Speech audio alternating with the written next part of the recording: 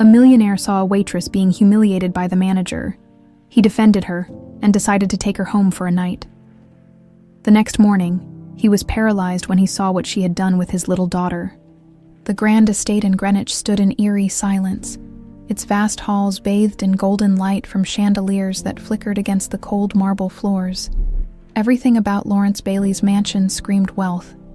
Luxury cars parked in a spotless garage, an art collection that could rival museums, and a library filled with books he had no time to read. Yet, despite all of it, there was an unmistakable hollowness in the air, as if the house itself mourned alongside him. Seated in his leather armchair by the window of his private study, Lawrence swirled the amber liquid in his glass, the ice clinking softly against the crystal. His gaze drifted to the city skyline in the distance, where the faint glow of New York's nightlights painted a stark contrast to the emptiness within him.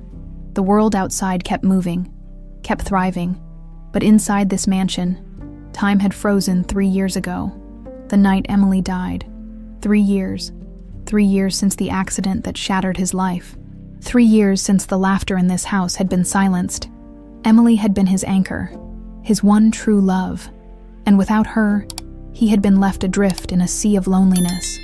But as much as his own grief tormented him, what truly broke him was the sight of his daughter, Stella, slipping further and further into a world of silence. She had only been 5 when it happened, too young to fully comprehend the depth of the tragedy, yet old enough for it to leave an irreversible scar. Once a lively, talkative little girl, Stella had become a ghost of herself. She barely spoke. She barely smiled. She spent most of her time curled up in her oversized armchair by the window, hugging the stuffed rabbit Emily had given her on her birthday, the last gift she had ever received from her mother. She would sit there for hours, staring at nothing, lost in a world Lawrence couldn't reach, and that terrified him. A soft knock on the door broke through his thoughts. He already knew who it was before she spoke. "Sir?" Julia, the housekeeper who had been with the family for over a decade, stepped inside cautiously. There was kindness in her eyes, but also worry. "She refused dinner again," she said softly. Lawrence set his drink down, exhaling slowly. "That was the 3rd night in a row. I'll talk to her," he muttered. Pushing himself up from the chair, Julia hesitated. "Sir, she barely eats anything these days." Lawrence ran a hand through his hair, exhaustion weighing down on him. "I know," he admitted. "I'll try." But he wasn't sure if he was trying for her anymore, or just trying to convince himself that there was still a way to reach her. The walk through the long corridors of the mansion felt heavier with each step. His footsteps echoed against the marble floors, a reminder of how painfully empty this house had become. When he reached Stella's room, he found her exactly as he expected, curled up in her chair by the window, staring outside. Her stuffed rabbit clutched tightly against her chest. The soft glow of the moon filtered through the curtains, casting a silver light on her delicate face. "Stella," he called gently, stepping closer. She didn't turn. He sighed, kneeling beside her. "Julia told me you didn't eat again," he said, his voice careful, measured. Still, nothing. Lawrence reached for the small chair beside her, sitting down so they were at eye level. He studied her face, searching for some sign, any sign, that she was still in there, that she hadn't completely shut him out. "Do you remember when your mother used to tell you stories before bed?" he asked. "She always said stories could help when we're feeling sad." For a moment, just a fleeting second, he thought he saw something flicker in her eyes. Hope. But then it was gone, swallowed by the same silence that had become her shield. His heart clenched. "I miss her too," he admitted, his voice quieter now. Raw. More than anything. Still, no response. Lawrence exhaled, running a gentle hand over her soft curls before pulling back. "All right," he said, standing. "I'll be downstairs if you need me." And just like every other night, she didn't answer. Later that evening, as Lawrence sat alone in his study, staring at the untouched files on his desk, he felt the suffocating weight of reality settling in. This was his life now, a house filled with memories that haunted him, a daughter slipping further away, a silence he didn't know how to break. He couldn't stay here. The thought struck him suddenly, as if his body had decided before his mind could catch up. Without a second thought, he grabbed his coat and car keys. He needed to escape. He didn't know where he was going. He just knew he needed to be anywhere but here. The drive through Manhattan was aimless, guided by nothing but the desire to clear his head. He barely registered the city lights flashing past him, the blurred movement of people who had places to be, lives to live. And then, almost instinctively, he pulled up in front of a small restaurant he had never noticed before. It was modest, nothing like the high-end places he was accustomed to, but there was something warm about it. The glow of the light spilling onto the sidewalk, the faint sound of laughter and clinking glasses. For some reason, he parked. For some reason, he stepped inside. At that moment, he had no idea that this small decision, this simple, impulsive act, would change everything. The restaurant was small, the kind of place where the air carried the comforting scent of freshly baked bread and sizzling butter. It was nothing like the upscale establishments Lawrence was used to. No valet service, no meticulously folded napkins, no overpriced entrees presented as if they belonged in an art gallery. Instead, it was lively, bustling with the sounds of clinking silverware, murmured conversations, and the occasional outburst of laughter from a table of friends enjoying their night. He almost turned around and left. This wasn't his kind of place, but something about the warmth, the simplicity of it, made him stay. He wasn't in the mood for luxury tonight. He was in the mood to feel something other than the suffocating emptiness that followed him everywhere. The hostess, a girl barely out of her teens, smiled politely as she led him to a table in the corner. He sat down, glancing around. The walls were decorated with old framed photos of New York through the decades, and the tables were packed with customers, ranging from couples on dates to families sharing messy plates of pasta. There was life here, something he had been missing for far too long. A waitress hurried past him, a tray balanced precariously on one hand. She moved quickly, weaving through the tables with practiced ease, but there was something in her expression, tension, exhaustion, as if she was barely holding herself together. She stopped at a nearby table to serve a couple their drinks. "Here you go, sir, a bourbon on the rocks," she said with a small, apologetic smile. The man barely acknowledged her, already engrossed in his conversation. "And for you, ma'am, the Chardonnay." As she set the glass down, the woman gasped. "Ugh, it's warm." The waitress flinched. I'm so sorry, I can bring you another one." "Unbelievable," the woman huffed, rolling her eyes. "You'd think a place like this would at least know how to serve wine properly." Before the waitress could respond, a sharp voice cut through the air. "Michelle." The entire restaurant seemed to pause for a fraction of a second. A middle-aged man in a too-tight dress shirt and a permanent scowl stormed toward the table. The way he moved, puffed up, chest out, made it clear that he was used to throwing his weight around. Lawrence watched as the waitress, Michelle, visibly tensed, her shoulders tightening, her fingers curling slightly at her sides. "How many times do I have to tell you to stop screwing up orders?" The man, clearly the manager, snapped. "I'm sorry, Mr. Lewis, Sorry doesn't fix incompetence," he interrupted, voice rising. "You've been messing up all week. First, the wrong appetizers, then the spilled soup, and now this. Do you think this is some kind of charity where we just let you do whatever you want?" Michelle's face turned red, her hands trembling as she stared down at the floor, swallowing whatever protest she wanted to make. Lawrence could feel the growing discomfort around him. Other customers had stopped their conversations to glance over, some with mild curiosity, others with outright embarrassment for the girl being humiliated in the middle of the restaurant. And yet, no one said anything. They just watched, entertained or indifferent, as if this was just another part of their evening. Something in Lawrence snapped. He set down his glass and stood, his chair scraping against the floor. "That's enough," he said, his voice calm but firm. The manager turned, narrowing his eyes. "And who the hell are you?"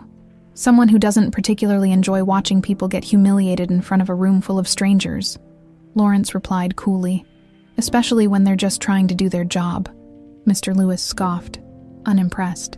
"This is none of your business. She's my employee, and if she can't handle the job, she shouldn't be here." Lawrence took a slow step forward, his expression unreadable.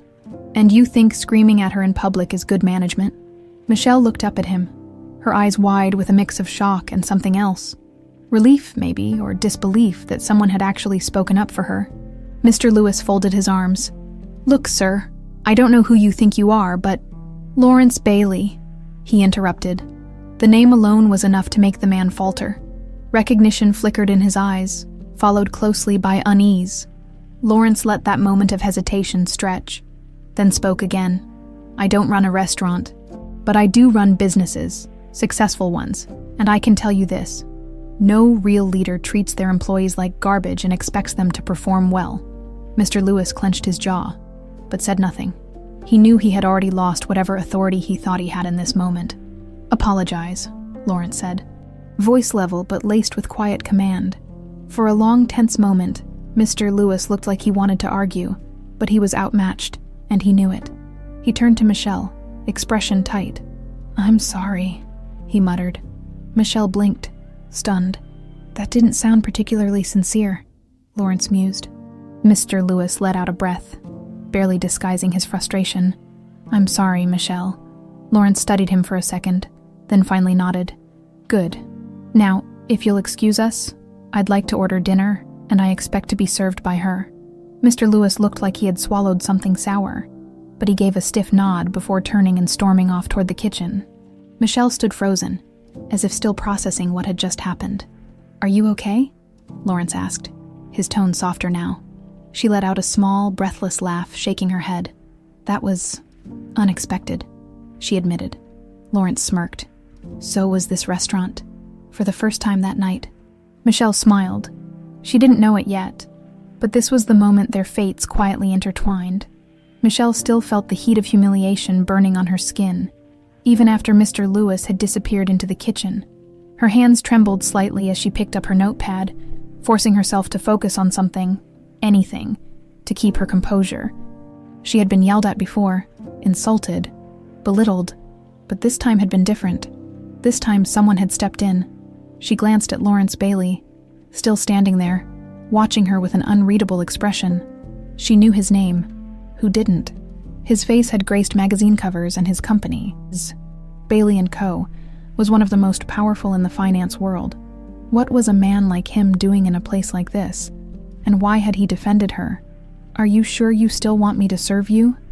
she asked, her voice laced with weary sarcasm. "I might get your order wrong and end up on the street." A faint smirk tugged at Lawrence's lips. "I like to live dangerously." Despite herself, she let out a small laugh. The tension in her shoulders loosened slightly, though the embarrassment still lingered. She took his order. Nothing fancy, just a steak, medium rare, and a glass of red wine. Simple, efficient, just like the man himself, she supposed. As she walked away, she felt his gaze on her back, but she didn't look over her shoulder. The rest of her shift dragged on, but at least Mr. Lewis left her alone. Maybe it was out of fear that Lawrence would cause more trouble for him, or maybe he had just lost interest. Either way, she didn't care. She didn't. All she wanted was to make it through the night, collect her meager tips, and figure out what to do about her rapidly crumbling life. By the time she finished cleaning her last table, her body ached with exhaustion. Her shift was officially over, and the weight of reality settled heavily on her shoulders. She didn't have a place to go, not anymore. 2 weeks ago, she had been evicted from the tiny apartment she had struggled to afford, and since then, she had been bouncing between cheap motels and sleeping in the break room. Whenever Mr. Lewis wasn't paying attention, she told herself it was temporary, that she'd find a way out. But tonight, she wasn't sure where she'd sleep. As she pulled off her apron and grabbed her coat, she turned to find Lawrence still seated at his table, his plate now empty, his glass nearly drained. He had been watching her, not in a way that made her uncomfortable, but with an expression that suggested he was still thinking about what had happened earlier. She hesitated, then walked over, crossing her arms. "Do billionaires usually spend their nights rescuing waitresses?" she asked dryly. Lawrence leaned back slightly, studying her. "No, tonight was a first." Michelle huffed a small laugh. "Lucky me." His gaze flickered to the worn-out coat she was holding, the tired slump of her shoulders, the dark circles under her eyes. He didn't know her, but he had spent enough time around people to recognize when someone was barely holding it together. "Do you have a ride home?" he asked. The question caught her off guard. She hesitated a second too long before forcing a nod. "Yeah, I'll manage." Lawrence didn't believe her. "Where do you live? Why do you care?" There was no hostility in her tone, only guardedness, the kind of resistance built from years of learning not to trust easily. "Because you look like you're about to walk into the night with nowhere to go," he said simply. Michelle felt her throat tighten. Damn it. Why did he have to be so perceptive? "I'm fine," she lied, stuffing her hands in her pockets. Lawrence sighed, running a hand through his hair. He didn't know why he cared, but he did. Maybe it was because of the way she had stood there, taking hit after hit from her boss without fighting back. Not because she was weak, but because she was exhausted. Maybe it was because she reminded him, just a little, of someone who had once been full of fire but had lost her way. "Do you have anywhere to stay tonight?" he asked, this time more direct. Michelle's silence was answer enough. Lawrence exhaled. "Come with me." Her eyes snapped to his. "What?" "I have a guest house. It's warm, quiet, and no one will scream at you for pouring a warm glass of wine." Michelle narrowed her eyes. "Are you in the habit of bringing stray waitresses home?" Lawrence let out a small chuckle. "Just this once." She stared at him, studying his face, searching for an ulterior motive. She had spent enough time around men to know when they wanted something. But Lawrence, there was no hunger in his gaze, no expectation, just patience. "Why?" she asked. "Because you need help and because I can help." It was that simple for him. Michelle wanted to refuse. She wanted to tell him she'd be fine, that she'd figure it out, that she didn't need some rich man's pity. But she was tired. So tired. And for the first time in a long time, someone was offering kindness without asking for anything in return. She swallowed hard, then nodded. "Okay." A part of her couldn't believe she had just agreed to this. But another part, the one that was exhausted from fighting every battle alone, whispered that maybe, just maybe, this was a chance she was meant to take. Lawrence signaled for the check, paid without hesitation, and led her outside. The night air was crisp, biting at her exposed skin, but for the first time in a long time, Michelle didn't feel completely lost. She had no idea that by stepping into Lawrence Bailey's car, she was stepping into something much bigger than a ride home. She was stepping into a fate that had been waiting for her all along. The drive to Greenwich was silent. Michelle sat in the passenger seat of Lawrence's sleek black car, her fingers curled around the fabric of her worn-out coat, trying to process what was happening. The heated leather seat was a stark contrast to the cold night outside, and the smooth hum of the engine only made her feel more aware of how out of place she was. Lawrence drove with the kind of confidence that came from years of being in control, his hands steady on the wheel, his eyes focused on the road ahead. He hadn't spoken much since they left the restaurant, and Michelle wasn't sure if she was grateful or uneasy about that.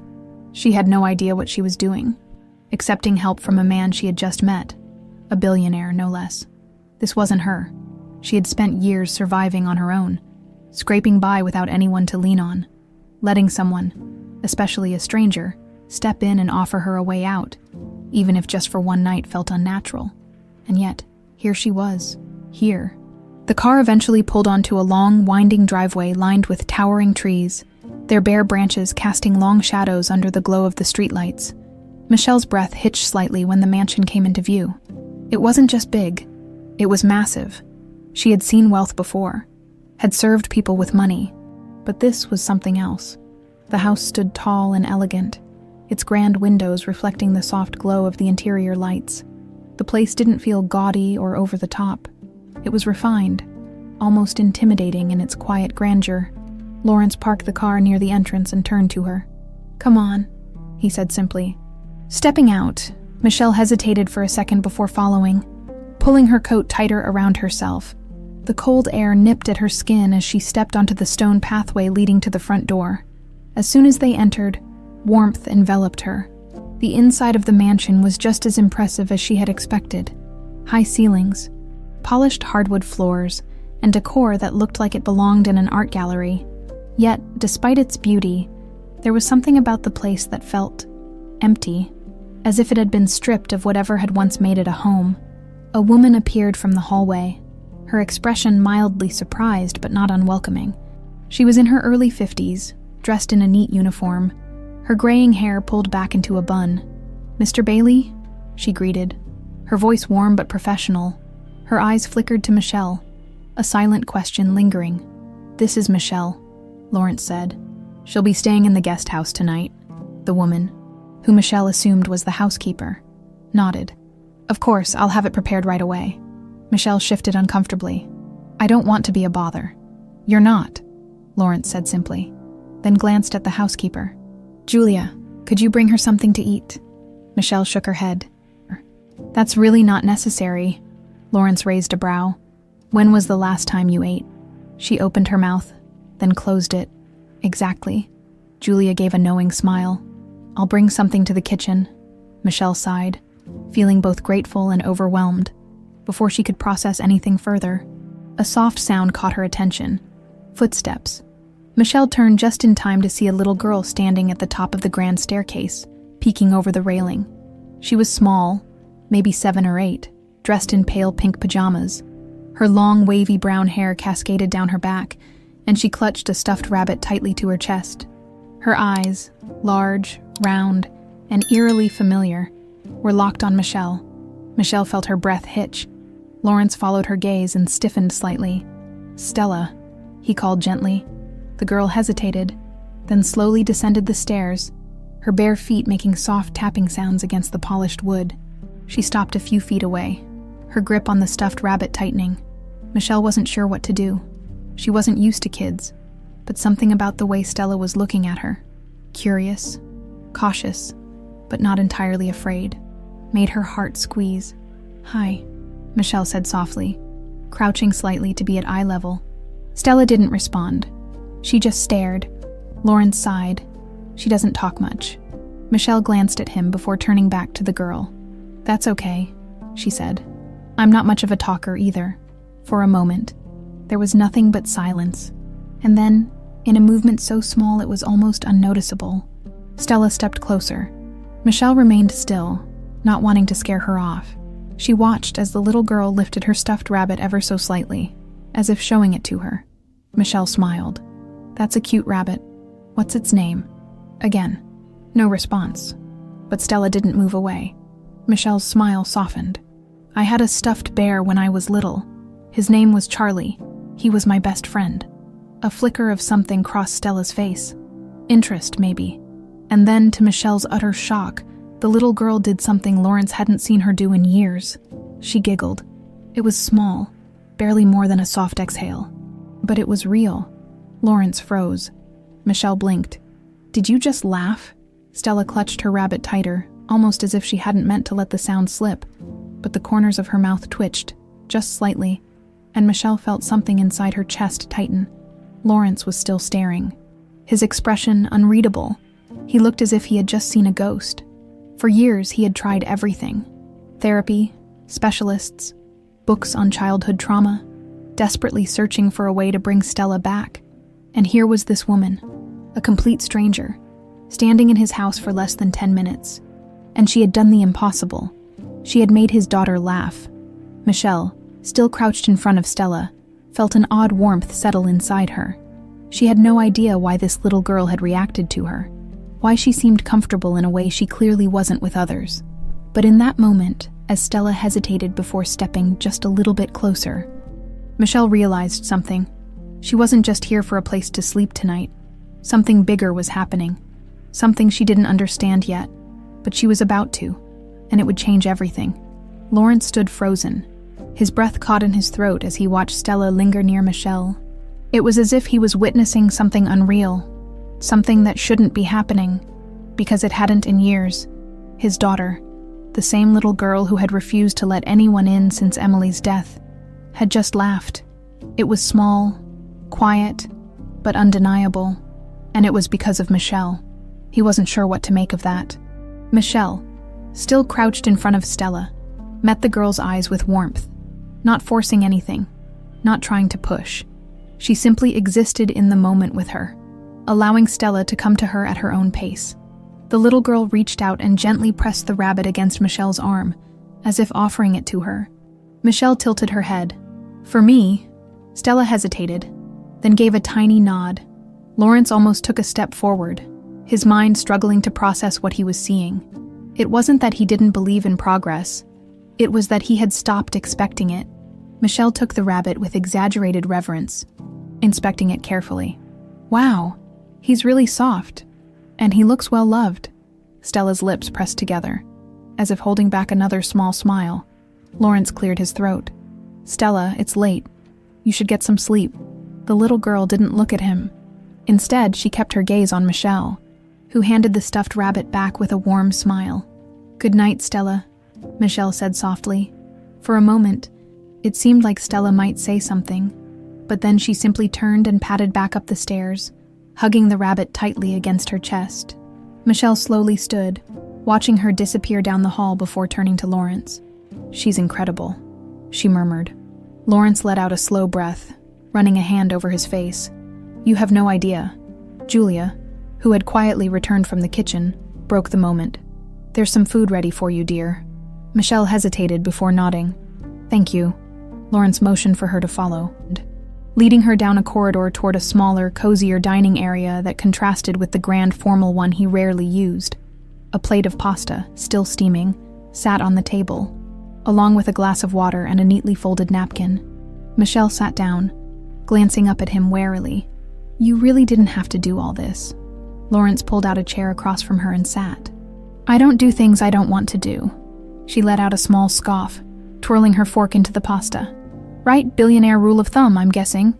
Something like that, he said, watching as she took her first hesitant bite, the way she closed her eyes briefly, exhaling softly as if the warmth of the food seeped into her bones.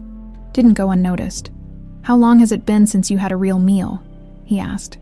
Michelle swallowed and shrugged. Depends on what you consider real. Lawrence didn't press. He already knew the answer. For a while, they sat in silence, the clinking of silverware the only sound between them. Then, finally, Michelle set down her fork and leaned back slightly. Okay, she said, meeting his gaze. What's your deal? Lawrence raised a brow. My deal? She gestured vaguely. Rich, powerful man takes in struggling waitress, gives her food, offers her a place to stay. Sounds like the beginning of a very specific kind of story. He smirked. And what kind of story do you think this is? The kind where people expect something in return. Lawrence leaned forward slightly, his elbows resting on the table. I don't. Michelle studied him carefully, looking for cracks in his composure, some hidden agenda lurking beneath the surface. But all she saw was calm certainty. She exhaled. Okay, let's say I believe that. You should. She shook her head, chuckling softly. You really are a billionaire, aren't you? I've been told. Michelle tilted her head. So, why are you doing this? Lawrence considered his answer for a moment. Because my daughter just laughed for the first time in 3 years. Michelle's smile faded slightly. He met her gaze, steady and unwavering. She doesn't do that. She barely speaks. She barely reacts. And yet, tonight, with you, He trailed off, inhaling deeply before finishing. She came alive. Michelle swallowed, suddenly feeling the weight of what had just happened. I don't know why, Lawrence continued, but for some reason, Stella connected with you in a way she hasn't with anyone else. She looked away, shifting in her seat. Maybe it was just a fluke. Maybe, he admitted, but I can't ignore it. Michelle hesitated, staring down at her hands. What are you asking? Lawrence exhaled. Stay. Her head snapped up. What? Stay here. At least for a little while. You don't have to work for me. You don't have to do anything you don't want to do. Just be here. Be around Stella. Michelle's pulse quickened. That's insane. Is it? Yes. She let out a short laugh. I don't know anything about kids. I've never been a nanny. I'm not asking you to be a nanny, Lawrence interrupted gently. I'm asking you to be you, because whoever you are, whatever it is about you that made Stella laugh tonight, that's something I can't ignore. Michelle stared at him, her mind racing, every instinct she had told her to say no, to run, to not get involved. And yet, she had seen Stella's face. She had seen that tiny, hesitant spark of joy, and she had felt something deep and unfamiliar, when it happened. Something she didn't want to walk away from. She exhaled, shaking her head. You're really serious about this? Lawrence nodded. Michelle closed her eyes for a moment, weighing the decision. Then finally, she opened them and met his gaze. "Okay," she said. "I'll stay." And just like that, a door had been opened. One she couldn't close, and one that would change both of their lives forever. The morning light filtered softly through the tall windows of the guest house, casting golden streaks across the plush carpet and the neatly made bed where Michelle had slept for the first time in weeks without waking up in the middle of the night, cold and restless.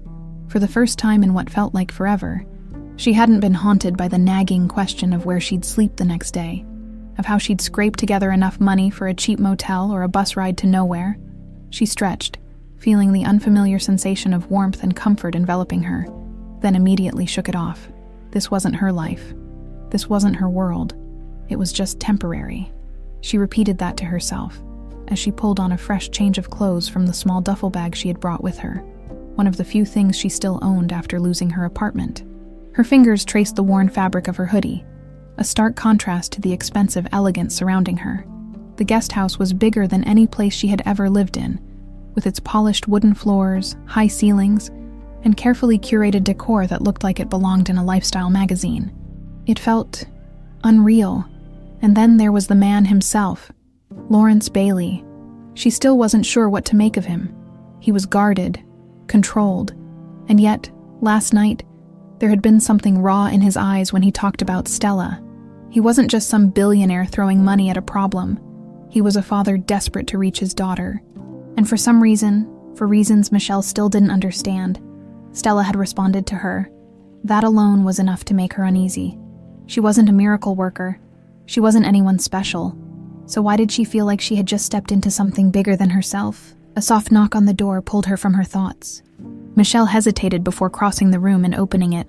Julia stood on the other side, holding a neatly arranged breakfast tray. "Good morning, dear," she greeted with a kind smile. "I thought you might like something to eat before heading inside." Michelle blinked. Inside. The main house. "Mr. Bailey is expecting you." Right. She had agreed to stay. Michelle forced a polite smile and took the tray, balancing it carefully. "Thank you, but I could have come to the kitchen. You didn't have to." "Nonsense," Julia interrupted with a gentle wave of her hand. "You're a guest here." Michelle bit her tongue. She wasn't sure what she was, but she knew she wasn't just a guest. Guests didn't arrive at mansions with nowhere else to go. Still, she murmured her thanks and set the tray down before Julia excused herself, leaving Michelle alone once more.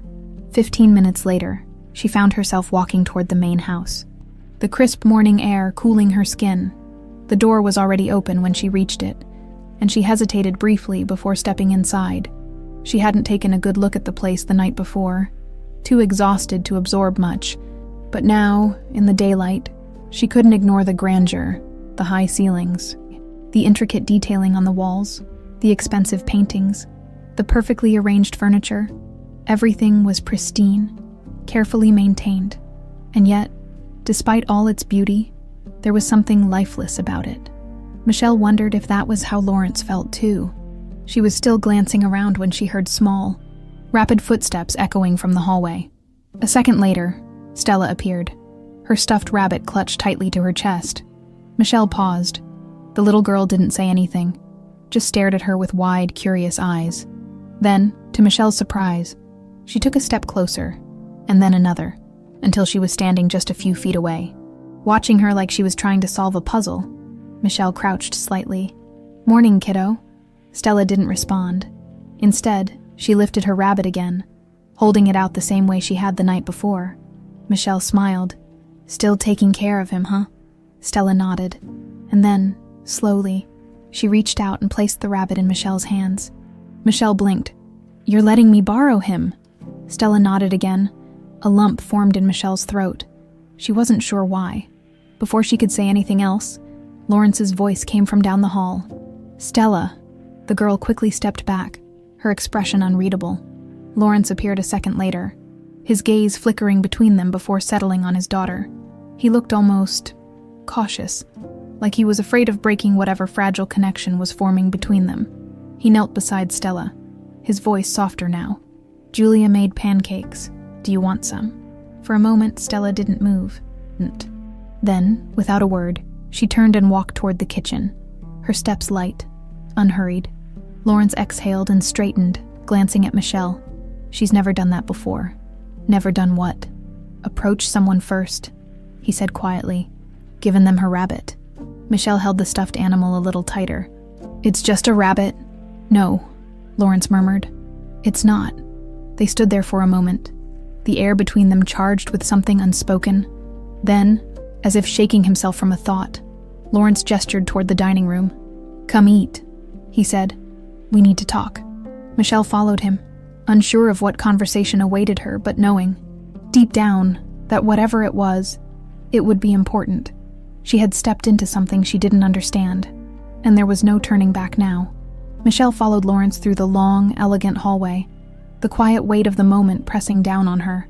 The mansion felt too big, too grand for the kind of life she had always known. Everything in it was polished, pristine, untouched almost. A place meant to be lived in but somehow frozen in time, stuck in a past that no one wanted to talk about. They entered the dining room, where Julia had already set the table with plates of pancakes, fresh fruit, and steaming cups of coffee. The scent of maple syrup and butter filled the air, warm and inviting. Yet Michelle felt slightly out of place as she hesitated at the threshold. Lawrence sat down at the head of the table, his movements composed as ever. Stella was already in her chair, swinging her small feet under the table. Nibbling cautiously at a piece of fruit, Michelle's eyes lingered on the little girl, still holding onto the stuffed rabbit she had let her borrow moments before. Stella seemed at ease, or at least as close to it as a child like her could be. There was no fear in her posture, no hesitation. Taking a deep breath, Michelle finally pulled out a chair and sat down. Coffee?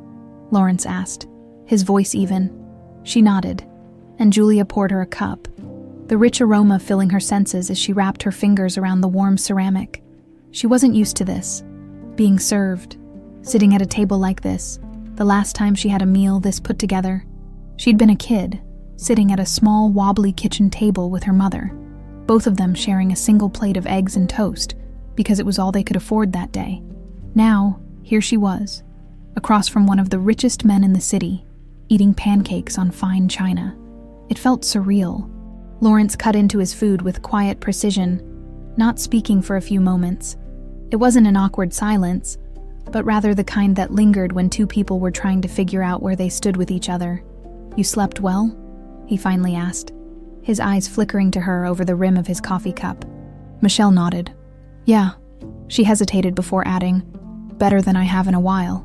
She didn't know why she admitted that, but it was the truth. Lawrence nodded slightly as if filing the information away. You don't have to sit here if you don't want to, he said suddenly, his tone surprisingly casual. If eating with us makes you uncomfortable, Julia can set up something for you in the guest house. Michelle frowned. Why would it make me uncomfortable? Lawrence tilted his head slightly. Because you don't like feeling like you owe anyone anything. She blinked. He wasn't wrong. She exhaled, setting down her fork. Look, I appreciate the food and the place to sleep, but let's be clear. I don't expect this to be permanent. Lawrence's gaze didn't waver. I never said it had to be. Michelle narrowed her eyes slightly, trying to read him. He was hard to pin down. A man who kept everything close to his chest, revealing only what he wanted others to see. So why am I here? She asked finally. What do you really want from me? Lawrence leaned back in his chair, his expression unreadable. I already told you. Yeah, I know. Stella laughed. Michelle said, glancing at the little girl, who was still quietly picking at her breakfast. But you're acting like I'm some kind of... She paused, shaking her head. I don't know what you think I am. I think you're someone my daughter is responding to, Lawrence said simply. Michelle let out a slow breath, pushing her plate away. You keep saying that, but I don't know why. I don't know anything about kids. Lawrence, I've never taken care of one, never even been around them much. And yet, Stella lets you near her. Michelle glanced at the girl again, watching as she carefully arranged pieces of fruit into small patterns on her plate. She's a kid, Michelle muttered. Maybe I was just new and interesting for a night. Maybe, Lawrence agreed. But I can't take that chance. Michelle looked at him, searching his face. And what happens if it stops? If she wakes up tomorrow and doesn't want me around anymore, if she doesn't laugh again, Lawrence exhaled, as if considering that possibility, then at least I'll know I tried. His honesty caught Michelle off guard. He wasn't pretending to have all the answers. He wasn't trying to convince her that this was some grand plan with a guaranteed outcome. He was just a father grasping at whatever hope he could find. Michelle swallowed hard. You really love her, don't you? Lawrence's expression softened. Just barely. But enough. More than anything. Michelle looked away, something twisting in her chest. She didn't know what it was like to have a father who would do anything for her. She didn't know what it was like to be someone's first priority. And yet, sitting here, watching the way Lawrence looked at Stella, so much quiet devotion in his eyes, she felt something unfamiliar. Something she wasn't sure she wanted to name. Stella suddenly reached across the table, tugging gently at Michelle's sleeve. Michelle turned, surprised. The little girl pointed at her plate, then at Michelle's, her lips pressing together as if trying to form words. Michelle frowned. You want me to eat more? Stella nodded. Michelle blinked. Then, despite herself, she let out a small chuckle. Bossy, she muttered, picking up her fork again. From across the table, Lawrence watched the exchange with something close to relief. For the first time in a long time, there was movement, however small, in the right direction. And for the first time in a long time, he wasn't completely drowning in hopelessness. Michelle didn't know why she had agreed to stay. She didn't know what she was doing here, sitting in a mansion, eating breakfast with people who existed in an entirely different world from hers. But what she did know, what she was slowly beginning to accept, was that something about this felt right, and that terrified her more than anything else. The day stretched on in a way Michelle hadn't anticipated. She had expected to feel out of place, uncomfortable in a house filled with wealth and quiet luxury. But instead, there was an odd stillness that settled around her. It wasn't peace. Peace was something she had never really known, but it was the closest she had felt to it in years. After breakfast, Lawrence had disappeared into his office, leaving Michelle alone with Stella, which had been unexpected. She wasn't sure if he had done it on purpose, testing some theory he had about Stella's sudden connection to her, or if he was simply trusting her to be around his daughter. Either way, she found herself sitting on the living room floor, watching as Stella carefully lined up a set of colored pencils in perfect order. Michelle pulled her knees to her chest. You're really into making things neat, huh? Stella glanced up at her, then looked back down at her arrangement. Nudging a blue pencil a fraction of an inch to the right, Michelle smirked. Perfectionist, got it? Stella didn't respond, but she also didn't move away. That alone felt like a win. It was strange, how easily she had settled into this dynamic with the little girl. She had never spent much time around kids before, had never thought of herself as someone who knew how to interact with them. And yet, there was something about Stella, her quiet nature, the way she observed the world with cautious curiosity, that made Michelle want to understand her. Julia passed by the room, watching the scene unfold with mild amusement. She didn't say anything, but Michelle could sense the approval in her gaze. Later in the afternoon, when Stella had retreated upstairs for a nap, Michelle found herself wandering toward the back of the house, drawn to the massive windows that overlooked the sprawling garden. She pressed her hand against the cool glass, exhaling softly as she took in the view. The place was beautiful. There was no denying that, but it was lonely. She wondered if it had always been this way or if it had only become like this after Emily's death. The thought sent an unexpected pang through her chest. She didn't know much about Lawrence's late wife, only what she had pieced together from the brief mentions and the weight that seemed to settle over him whenever Stella was brought up. But she knew grief when she saw it, and Lawrence Bailey carried his like a permanent scar. She turned away from the window, shaking off the thought. It wasn't her business. As she made her way down the hallway, she passed by Lawrence's office. The door was slightly ajar, and she could hear his voice, low and measured. She wasn't trying to eavesdrop, but something in his tone made her pause. I don't care how long it takes, he said, his voice tight with restrained frustration. Find out everything. There was a pause, and then, yes, her mother. I want the full report. Michelle felt her stomach twist. Her mother. A chill ran down her spine. She stepped away before she could hear anything else. her pulse quickening as she moved down the hallway. Why was Lawrence investigating her mother? It didn't make sense. He had no reason to, unless... No. Michelle stopped in the middle of the hall, pressing a hand against her temple. She was overthinking this. She had to be. Lawrence was a businessman. Maybe he was just being cautious, making sure she wasn't some kind of threat before letting her near his daughter. That would make sense. And yet, something about it didn't sit right. Taking a deep breath, she forced herself to keep walking, ignoring the uneasy feeling curling in her stomach.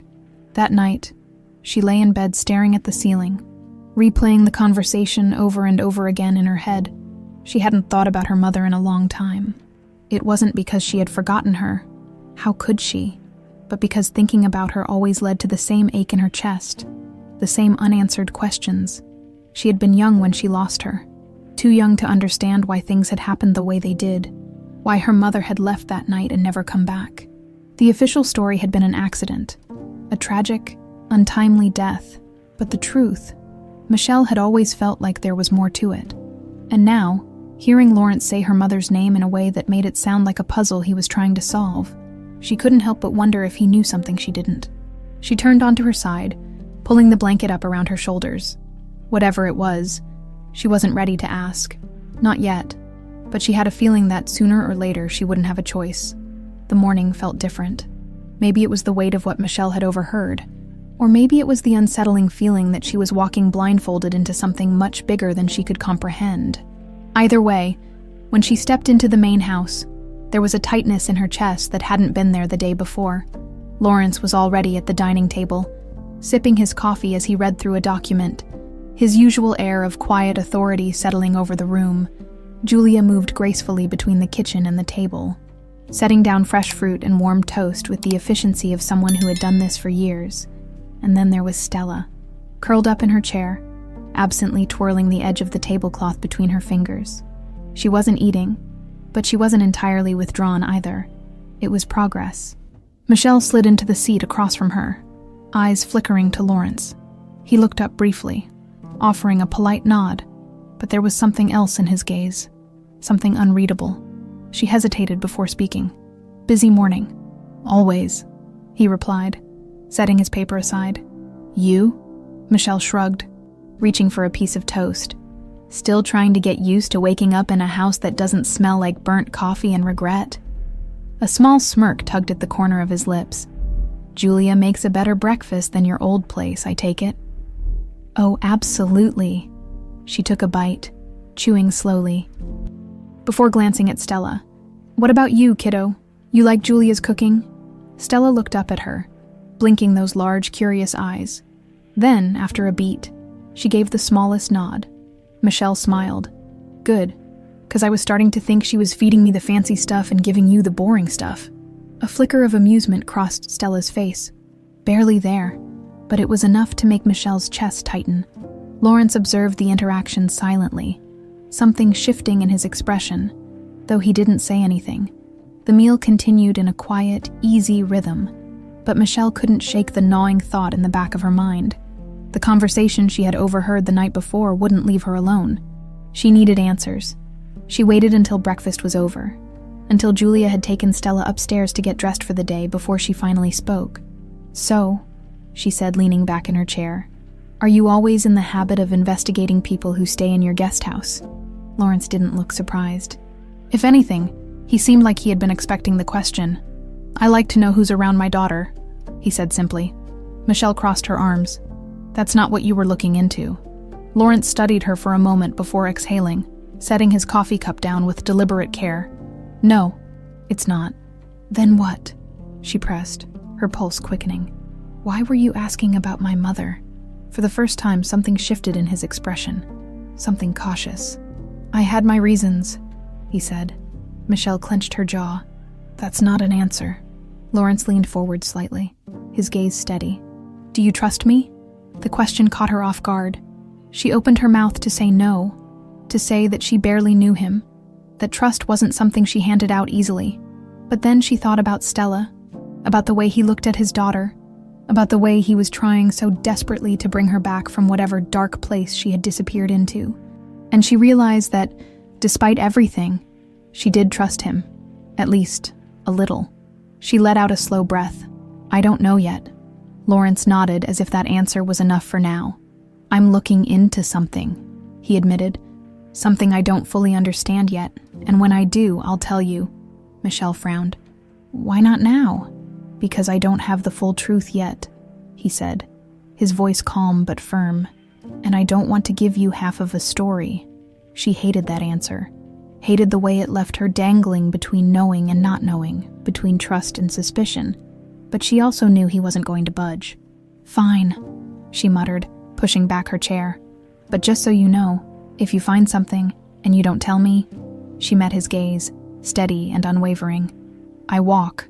Lawrence didn't flinch. Fair enough, he said.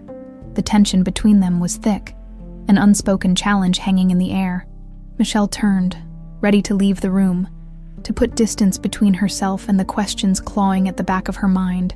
But just as she reached the doorway, Stella's voice, soft and barely above a whisper, stopped her. Michelle. It was the first time she had said her name. Michelle's breath caught. She turned slowly, her heart hammering against her ribs. Stella stood at the top of the stairs, her small fingers gripping the railing, her stuffed rabbit dangling from her arm. She hesitated for a second before taking a step forward. Stay. The single word was barely there, so quiet that Michelle almost wasn't sure she had heard it. But the way Lawrence's eyes widened, the way his entire body seemed to still, told her that she hadn't imagined it. Michelle swallowed. She didn't know what was happening here. She didn't know what she had walked into, what part she was supposed to play in all of this. But as she looked at Stella, at the hope in those wide, uncertain eyes, she realized something. Maybe, just maybe, she didn't want to walk away after all. Michelle had never been one to freeze up, but something about hearing Stella say her name, hearing her speak at all, made her feel as if the air had been knocked from her lungs. The little girl had barely made a sound in 3 years, yet here she was, standing at the top of the stairs, looking at her with cautious hope, asking her to stay. She wasn't sure how long she stood there, stunned, but when she finally found her voice, it was softer than she expected. I'm here. Kiddo. Stella didn't move, but her grip on the wooden railing relaxed just slightly, as if those words had been enough to settle something inside her. Lawrence had remained silent, watching the interaction with a carefully controlled expression, but Michelle could feel the tension rolling off him.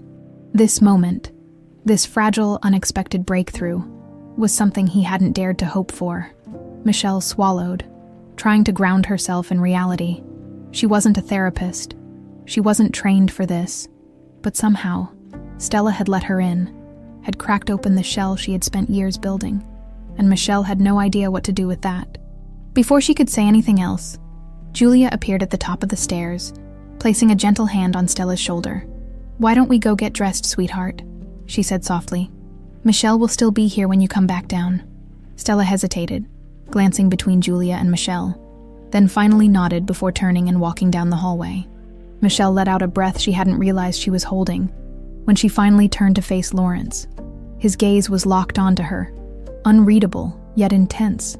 You understand what just happened, don't you? He asked. Michelle crossed her arms, shifting her weight. She said my name. Lawrence shook his head slightly.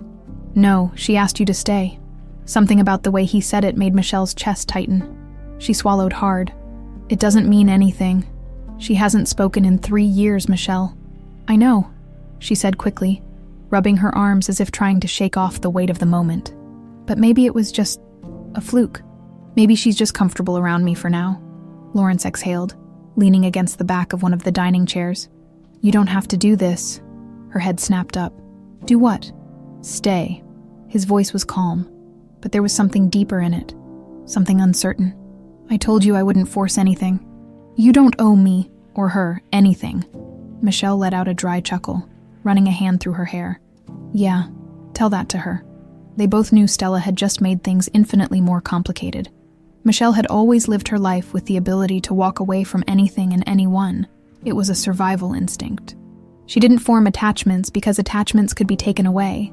And yet, here she was, feeling like she was standing at the edge of something she couldn't walk back from. I don't know how to do this, she admitted quietly. Lawrence studied her for a moment before responding. Neither do I. There was something raw in his voice, something that made her stomach twist. She turned away, walking toward the large window, staring out at the quiet landscape. The vast estate stretched far beyond what she could see, an endless expanse of manicured perfection that only made her feel more like she didn't belong. "This isn't my world," she muttered, more to herself than to him. She felt him move closer, though he didn't close the distance entirely. "Neither is hers," he said after a moment. "Not anymore."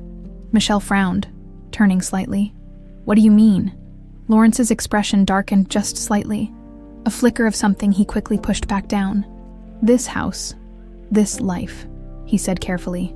"It's not the same without Emily. Stella doesn't respond to this place the way she used to. She doesn't respond to anyone." He paused, then added, "Until you." Michelle's throat tightened. "I don't know why." "Neither do I." They stood in silence, the weight of everything settling between them. Finally, Lawrence ran a hand through his hair, his composure slipping just slightly. "Look, I meant what I said. You don't have to do anything you don't want to do, but if you do decide to stay, I need you to understand something." Michelle turned fully, meeting his gaze. He exhaled. "If you leave now, before she gets too attached, maybe it won't hurt her." He hesitated. "But if you stay, and then walk away later, after she's already let you in." His voice trailed off, but she knew exactly what he was saying. She clenched her jaw, looking away. "You think I'm gonna hurt her? I think that if you don't know what you want, you shouldn't make her believe you do," he said quietly. That stung. Michelle wanted to snap back, to tell him he had no right to put this on her, to make her feel like she was responsible for something she had never asked for. But the truth was, she did feel responsible. She let out a slow breath, forcing herself to calm down. "I don't know what I'm doing here, Lawrence." "Neither do I," he admitted. "But Stella does." That hit her harder than she wanted to admit, because he was right. Stella wasn't the one overthinking everything, questioning motives and second-guessing emotions. She was just a little girl who had been lost in the dark for too long. And for some reason, she had reached for Michelle, and Michelle didn't know how to walk away from that. After a long pause, she finally spoke, her voice quieter now. "I'll stay." Lawrence didn't react at first. He simply studied her, as if making sure she wasn't saying it just to appease him. Then, finally, he nodded. "Okay." It wasn't a binding contract. It wasn't a permanent agreement, but it was a start. And as Michelle stood there, feeling the weight of her decision settle into place, she realized that, for the first time in a long time, she had just made a choice that wasn't solely about survival. It was about something else entirely, and that scared her more than anything. The days that followed settled into an unfamiliar rhythm. Michelle still felt like an outsider, a guest in a life that didn't belong to her, but the unease she had carried that first night had started to fade. She spent most of her time with Stella, not because she had to, but because the little girl always seemed to find her. Whether it was in the sunlit reading nook by the windows or in the quiet corners of the garden, Stella would appear, watching her with cautious curiosity, waiting for Michelle to acknowledge her before stepping closer. And every time Michelle did, she had never considered herself particularly patient. Yet with Stella, it came naturally. She didn't try to force words out of her, didn't demand that she open up. She just existed beside her, and somehow, that was enough. One afternoon, as they sat outside beneath the shade of a sprawling oak tree, Stella slowly slid a notebook toward Michelle. Michelle raised a brow. "For me?" Stella nodded, curious. She opened it, expecting a blank page. Instead, she found delicate, careful drawings. Flowers, trees, a small house with a single window lit up in yellow. Michelle smiled, flipping through the pages. "Did you draw all these?"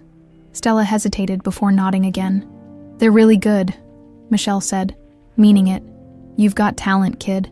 A tiny flicker of pride crossed Stella's face. Michelle traced a finger over the page, her chest tightening.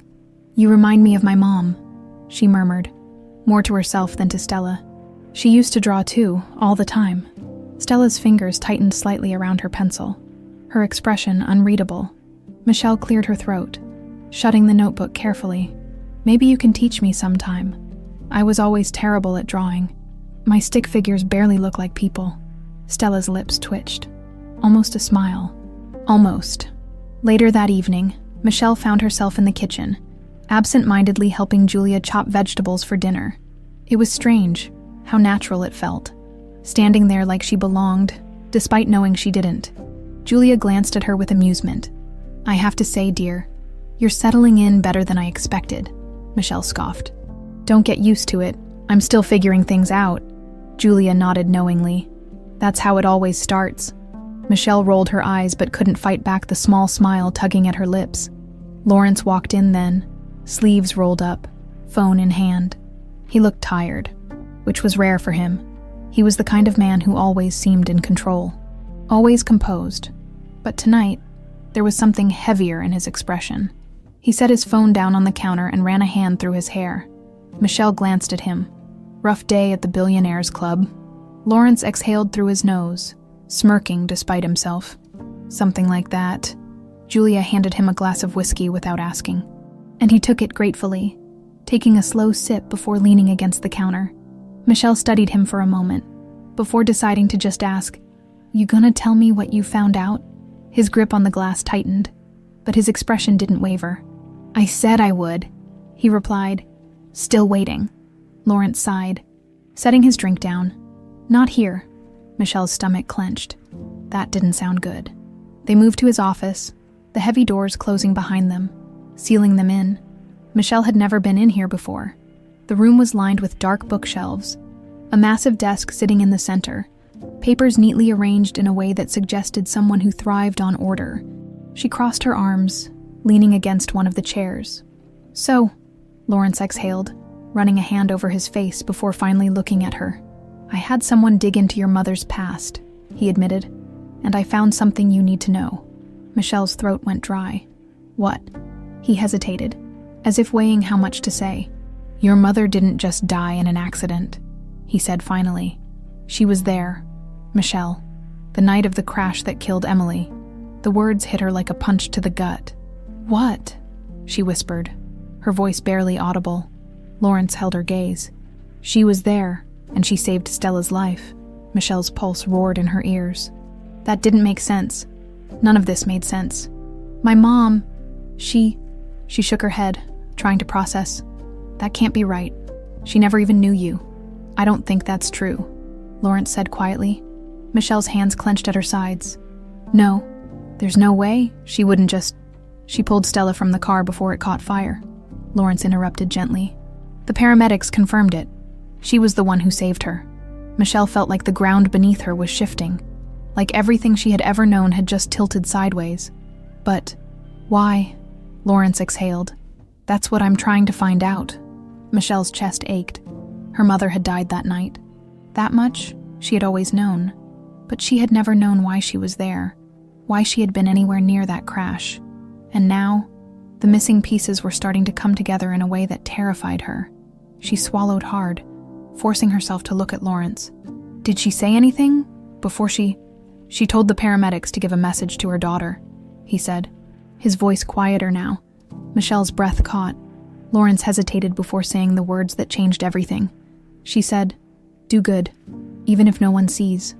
A shudder ran through Michelle because she knew those words. Her mother had always said them to her, as a child, as a teenager.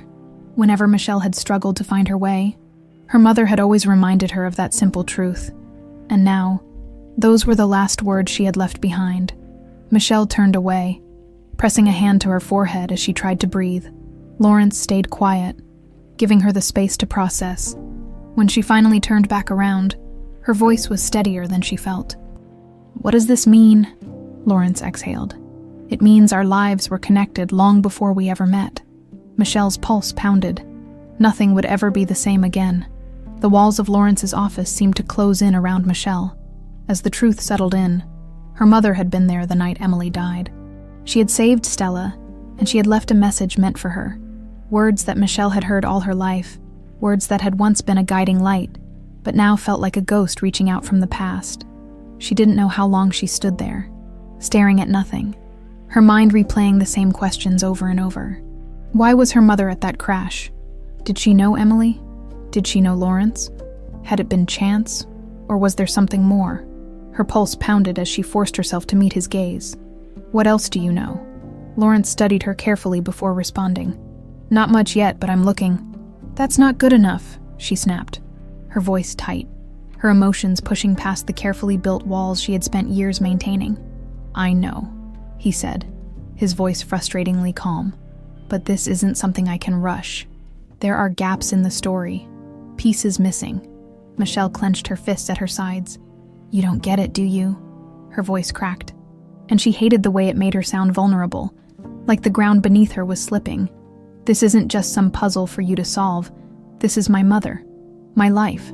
Lawrence exhaled slowly, setting his glass down on the desk. I do get it. Michelle let out a humorless laugh.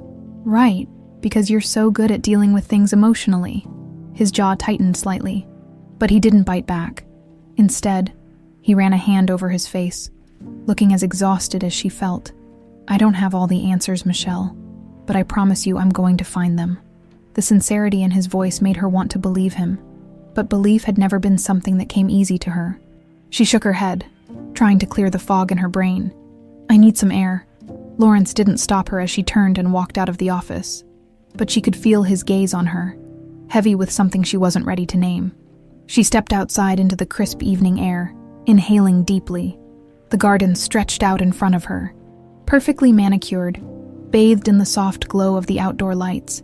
Everything about this place was too perfect, too controlled, just like Lawrence. And just like that, she felt it again. The weight of knowing that her life had somehow been tangled with his long before she had stepped into this house. A sound behind her made her turn. Stella stood in the doorway, her stuffed rabbit dangling from her hand, her expression unreadable in the dim light. Michelle forced herself to push aside her turmoil, managing a small smile. Hey, kiddo. Couldn't sleep. Stella shook her head. Michelle crouched down so they were at eye level. Me neither. The little girl hesitated before stepping closer, her eyes searching Michelle's face. Michelle exhaled. Do you ever get that feeling, like something big is happening and you don't know if you're ready for it? Stella didn't respond, but she didn't need to. There was understanding in her gaze, a quiet recognition that made Michelle's chest ache. After a moment, Stella reached out and took Michelle's hand, small and warm against hers. Michelle swallowed hard. It wasn't fair. Stella had already lost so much.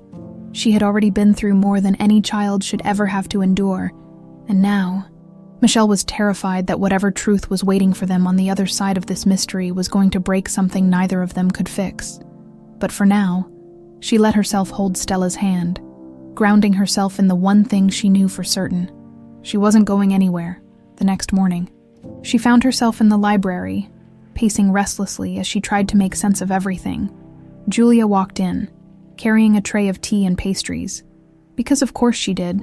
The woman had an uncanny ability to sense when someone was falling apart and needed something warm to hold. Thought you could use this, Julia said. Setting the tray down on the side table, Michelle sighed. Is it that obvious? Julia smiled knowingly. A little. Michelle ran a hand through her hair. How do you do it? Stay so calm when everything around you is unraveling. Julia chuckled, pouring tea into a delicate porcelain cup. Years of practice. And the knowledge that life has a way of revealing what we need to know, whether we're ready for it or not. Michelle sat down with a heavy sigh, taking the cup Julia offered her. I don't know if I want to know. Julia gave her a gentle look. Yes, you do. Otherwise, it wouldn't be eating at you like this. Michelle took a slow sip of tea, letting the warmth settle in her chest. What if I find out something I can't handle? Julia tilted her head. Then you handle it anyway, because that's what strong people do. Michelle let out a breath. She didn't feel strong. She felt like a fraud, like she was standing in a life that wasn't hers, waiting for it to collapse beneath her. But she also knew Julia was right. No matter what she found, she couldn't turn away. Not now. She set down her cup and stood, her resolve hardening. She needed answers, and she was going to find them. Michelle couldn't ignore it anymore. The questions, the missing pieces. The feeling that something had been kept from her for years. It was all clawing at the inside of her mind, refusing to let go. She had spent her whole life not knowing why her mother had died that night, why there had never been a clear explanation beyond the standard phrases people used for tragedies. Wrong place, wrong time, just an accident. But it wasn't just an accident. Not if Lawrence was right. Not if her mother had been there. Saving Stella, leaving behind a message meant for Michelle. She needed to know the truth. That afternoon, while Lawrence was away handling business in the city, she found herself standing outside his office, her hands curled into fists at her sides. She had told herself she wouldn't snoop, that she would let him tell her everything when he was ready, but patience had never been her strong suit. She pushed the door open and stepped inside, her pulse quickening as she took in the perfectly organized desk, the shelves lined with books and files, the quiet hum of a space that belonged to someone who controlled everything in his life, down to the last detail. Except for this. She moved toward the desk, scanning the surface. There was nothing out of place. No loose papers, no open folders. But then her eyes landed on a small locked drawer near the bottom. Instinct told her that whatever she was looking for was in there. She hesitated only for a second before pulling at the handle. Locked, of course. Frustration burned in her chest. She was about to give up when she noticed a key sitting on a nearby shelf, tucked behind a framed photo of Stella. She reached for it, her heart pounding as she slid it into the lock and turned. The drawer opened with a quiet click. Inside was a single file. Michelle pulled it out carefully, unfolding the documents with slightly trembling fingers. The first thing she saw was a photograph, a grainy image of a car wreck, flames still visible in the background. Debris scattered across the pavement. Her stomach twisted painfully. Beneath it were hospital records, police reports. She skimmed through them quickly, her mind racing. And then she found it, a witness statement. Her mother's name was printed at the top, clear as day. Michelle's breath caught as she read the words. I saw the crash happen. I pulled the little girl from the back seat before the flames reached her. I didn't see the driver until it was too late. The next line sent a shiver down Michelle's spine. It wasn't an accident. Someone forced them off the road. Her hand shook. Someone had forced them off the road. Her mother had known. She flipped the page, searching for more. But the report ended there. There was no further explanation. No follow-up investigation. Just a witness statement lost in the bureaucracy of paperwork. Her pulse roared in her ears. Had Lawrence seen this? Did he know? Before she could think. Before she could process, she heard footsteps approaching. She shoved the file back into the drawer, locked it, and returned the key to its place. Just as the door swung open, Lawrence stood there, his expression unreadable, his gaze flicking from her to the desk. Michelle forced herself to breathe. You were looking for something, he said, his voice measured. She crossed her arms, meeting his eyes. You're investigating my mother's death, but you didn't tell me that she thought it wasn't an accident. A flicker of something passed through his face. Guilt, maybe. I wasn't ready to tell you that, he admitted. Michelle clenched her jaw. You should have been, Lawrence exhaled, stepping further into the room. I don't have proof yet, just fragments of a story that doesn't make sense. She knew, Michelle said, her voice raw. She knew someone caused that crash, and no one did anything about it. His silence was answer enough. Michelle shook her head. You were there. You lost your wife in that crash. And you never thought to look deeper. Lawrence's jaw tightened. Of course I did. Then why is this the first time I'm hearing about it? Because I didn't find that report until recently, he said, his voice low. It was buried in old records. No one ever followed up on it. It was just forgotten. Michelle swallowed hard, her heart hammering. So you're saying someone wanted it to be forgotten? Lawrence didn't answer right away. When he finally spoke, his voice was quiet but firm. I think someone made sure it was. The weight of his words settled between them like a heavy fog. Michelle took a slow step back, shaking her head. Why? Why would someone do that? Lawrence's gaze darkened. That's what I'm trying to find out. A cold realization crept up her spine. If someone had forced that car off the road, if someone had wanted that crash to happen, then whoever it was had let her mother die, had left Stella motherless, had destroyed Lawrence's family in the blink of an eye. And now, years later, that same mystery was knocking on her door. Michelle's hands curled into fists. Then let's find out, she said, her voice steady. Lawrence studied her for a long moment, then gave a small nod. No more secrets, she added, If we're doing this, you tell me everything. His expression softened just slightly. Agreed. Michelle exhaled, steadying herself. She had spent years running from her past, avoiding the pain of what had happened. But now she was ready to face it, no matter what the truth turned out to be. Michelle barely slept that night. Every time she closed her eyes, the words from the witness statement echoed in her mind. It wasn't an accident. Someone forced them off the road. Her mother had known the truth, and for some reason, no one had listened. She lay in bed, staring at the ceiling, her mind spinning with possibilities. Who had wanted that crash to happen? And why? By morning, exhaustion clung to her, but she forced herself to get up, to push past the fatigue. There was no time to waste. When she stepped into the kitchen, she found Lawrence already there, nursing a cup of coffee, his gaze distant for once. She didn't feel like making a sarcastic remark. Instead, she pulled out a chair and sat across from him. "Where do we start?" He looked at her, his jaw tight, before sliding a file across the table.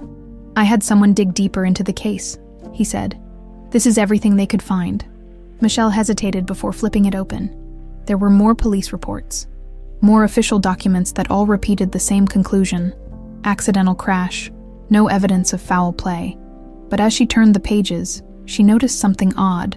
The original report from the night of the accident, the one that should have included statements from first responders, was missing. She frowned. "Where's the rest of it?" Lawrence exhaled, rubbing his temple. "That's what I've been trying to figure out. The initial report should be here, but it was never filed properly, or maybe someone made sure it wasn't." Michelle's fingers tightened around the paper. "This isn't just some mistake. Someone covered it up." Lawrence nodded. "That's what I think too." A cold shiver ran down her spine. Someone had gone to great lengths to make sure the truth never came out. She turned another page and stopped when she saw a name she recognized. Detective Harold Connolly. Her pulse quickened. "I know this guy." Lawrence raised a brow. "How?" Michelle swallowed. "He was the officer who came to my house the night my mom died. He was the one who told me it was just an accident." Lawrence leaned forward. "And you're sure it was him?" "I never forget a face," she murmured, her grip on the file tightening. If Connolly had been involved in the case from the beginning, maybe he knew more than he had let on. Maybe he had been part of the cover-up. She looked up at Lawrence. "Where is he now?" "I already checked," he said. "He retired 5 years ago, moved upstate." Michelle's heart pounded. "We need to talk to him." Lawrence hesitated, studying her carefully. "You really want to go down this road?" She met his gaze. Unwavering. "I have to." For years, she had accepted the version of events she had been given, but now she knew better, and if there was even a chance that Connolly had answers, she was going to get them. Lawrence exhaled. "All right, I'll make the arrangements." A few hours later, they were in the car. Heading out of the city, the drive was quiet, tense. Michelle stared out the window, watching the scenery blur past, her thoughts tangled in the past. She had spent so long running from this, from the pain, from the unknown. But now, for the first time, she felt like she was moving towards something instead of away from it.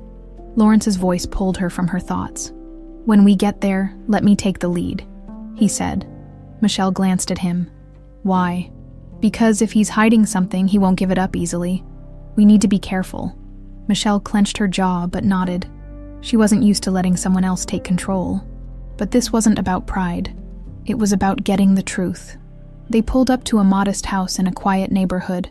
Nothing about it stood out. Just an ordinary place on an ordinary street. But Michelle knew better.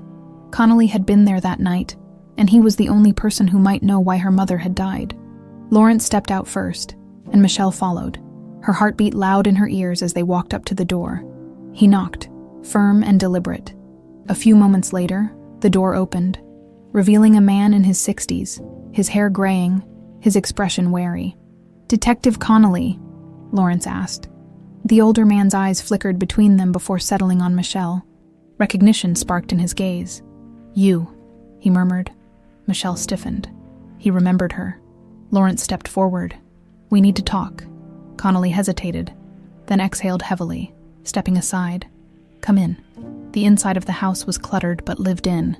the walls lined with old photographs and memorabilia from his time on the force.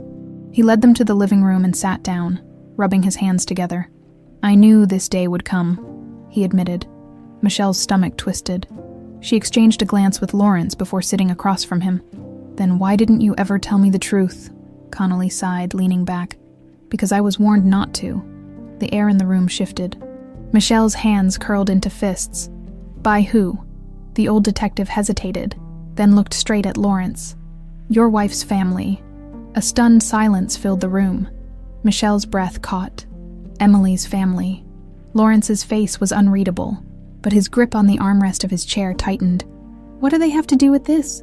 Connolly let out a slow breath. "Everything." Michelle felt the ground beneath her shift. She had been searching for answers about her mother's death, but now, it seemed, she had stumbled onto something much bigger, something that had been buried for years, and she had a feeling they were only just beginning to uncover the truth. The air inside Connolly's house grew unbearably thick, pressing down on Michelle's chest like an invisible weight. She had walked in expecting answers about her mother's death, but now she felt like she was standing on the edge of something much bigger, something far more dangerous. Emily's family. Those words echoed in her head, refusing to settle. Lawrence sat stiffly beside her, his expression unreadable but his body tense, his grip on the armrest of the chair just a little too tight. She'd never seen him like this before. So still, so controlled, yet radiating an almost dangerous quietness. He exhaled, measured and slow, before finally speaking. "Explain." Connolly rubbed a hand over his face, a tired man weighed down by regrets. Back when the crash happened, there were complications. His voice was steady, but Michelle could hear the hesitation in it. He was still deciding how much to say. She wasn't in the mood for patience. "Complications," she pressed, leaning forward. "Or a cover-up?" The detective sighed. "Both." He shifted in his seat, his gaze flicking between them. At first, everything was by the book. The accident was reported. Emergency responders arrived. Statements were taken. But then, before the investigation could move forward, pressure started coming down from above. Michelle frowned. "From who?" Connolly hesitated for just a second too long. Lawrence caught it instantly. "From Emily's family?" The detective nodded. "They wanted the case closed, fast, no questions asked." Michelle felt her pulse quicken. "Why would they do that?" Connolly exhaled. "Because they knew it wasn't an accident." The words landed like a bomb. Michelle's breath caught in her throat. Lawrence's face remained unreadable, but his hand curled into a fist against his knee. "That doesn't make sense," he said, his voice quiet but firm. "Emily's parents loved her. They were devastated when she died." Connolly gave him a sad look. "Love and secrets aren't mutually exclusive, son." Michelle's mind raced, trying to piece together a puzzle she hadn't even known existed. "They knew," she murmured, almost to herself. "They knew someone forced them off the road, and instead of finding out who, they buried it." Connolly leaned forward. "Or they already knew who it was." The implication sent an icy chill down Michelle's spine. She turned to Lawrence, watching him carefully. "Did Emily ever mention anything? Ever seem like she was worried about something before the accident?" Lawrence shook his head, but his gaze was distant, as if searching his memory for anything that could have been a sign. "No," he said finally. "She never—" He stopped. Michelle caught the flicker of hesitation in his eyes. "What?" he exhaled, rubbing his jaw. "A few days before she died, she got a phone call. It upset her. I asked her about it, but she brushed it off. Said it was nothing." He clenched his jaw. "I should have pushed harder." Michelle swallowed. "Do you know who called her?" Lawrence shook his head. "No, but if what Connolly is saying is true, then maybe she knew something she wasn't supposed to." Michelle exhaled slowly, trying to steady her thoughts. "And whoever wanted her gone made sure of it." The room was silent for a moment, the weight of it all settling over them. Finally, Michelle looked back at Connolly. "You said someone forced them off the road. Do you know who?" The old detective hesitated, and for a second, Michelle thought he might not answer. Then, finally, he spoke. "I don't know for sure, but there was a name that came up a few times during the early investigation, before everything was shut down." Michelle leaned in. "Who?" Connolly's gaze darkened. Vincent Holloway. The name sent a shiver down her spine. It meant nothing to her, but the way Lawrence stiffened told her everything she needed to know. She turned to him. "You know who that is?" His expression didn't change, but his voice was cold when he said, "Yes." Michelle waited, but he didn't elaborate. Connolly let out a tired breath. "I don't have proof of anything. But if you're looking for answers, that's where I'd start." Michelle swallowed hard, her hands curling into fists. "Where can we find him?" Connolly shook his head. "No one's seen him in years. He disappeared after the crash. Some say he left the country. Others say he's dead," he exhaled. "But if he's alive, someone knows where he is." Lawrence stood abruptly, his movements tense, controlled. "Then I'll find him." Michelle followed suit, still trying to catch up to everything that had just been dropped on them. "And when we do," Lawrence turned to her, his expression unreadable, "then we find out the truth." Michelle nodded. But inside, she felt anything but certain. This wasn't just about her mother anymore. This was about something bigger, something dangerous. And she had the sinking feeling that once they found Vincent Holloway, there would be no turning back. The drive back to the city was silent. Lawrence gripped the wheel tightly, his jaw clenched as if lost in his own thoughts. Michelle stared out the window, trying to process everything. "Who is he?" she finally asked, breaking the silence. Lawrence didn't look at her. "He worked for my father-in-law." Michelle's heart skipped a beat.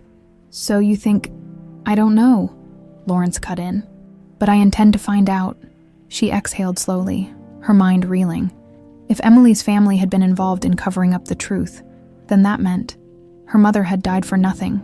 No, not nothing. She had died protecting Stella. Michelle swallowed hard, her hands curling into fists.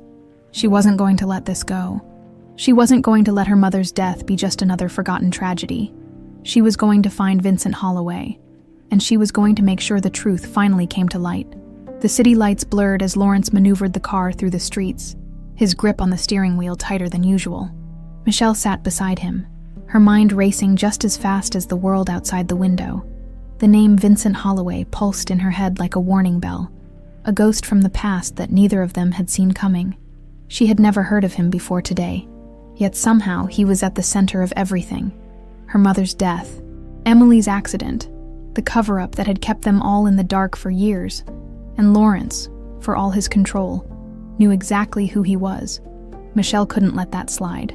"You still haven't told me," she said, her voice steady despite the whirlwind inside her. "Who is he? What did he do for Emily's father?" Lawrence's jaw tightened.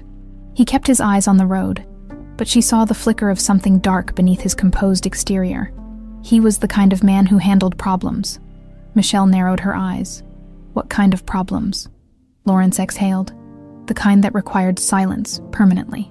The weight of his words sank deep into her bones. "So you think he was the one who—" "I don't think," Lawrence interrupted, his voice sharp. "I know." Michelle's stomach turned. "How?" Lawrence hesitated, as if choosing his words carefully. "Years ago, when I first married Emily, I knew her family had influence, power, but I didn't ask questions. But I didn't ask. I didn't want to know. I was just a businessman, not part of their world." He tightened his grip on the wheel. "But after she died, I started looking into things, and Holloway's name kept coming up. He disappeared right after the crash. That wasn't coincidence." Michelle exhaled slowly, trying to keep her thoughts straight. "So you think Emily's father had something to do with it?" Lawrence's voice was quieter now.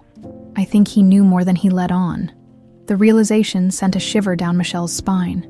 "And my mother, if she saw something that night," Lawrence said, his voice tight, "then she wasn't just a bystander. She was a witness." Michelle felt a lump form in her throat. That was why the case had been buried, why no one had ever looked deeper. Her mother hadn't just been an unfortunate casualty, she had been a threat. Michelle clenched her fists. "We have to find Holloway."